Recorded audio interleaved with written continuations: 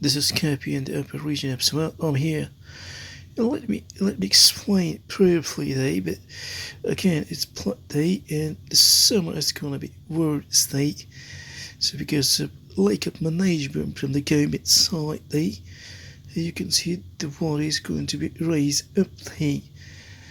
If so, the thing is going like that, so there will be a very drastic day. So yeah, once again, we urge the government that they have to take some initiative there, otherwise it will repeat history there. Always the mid-April there, it's split all the way, even the small bits they have smashed there. You can see the water, the people from that side.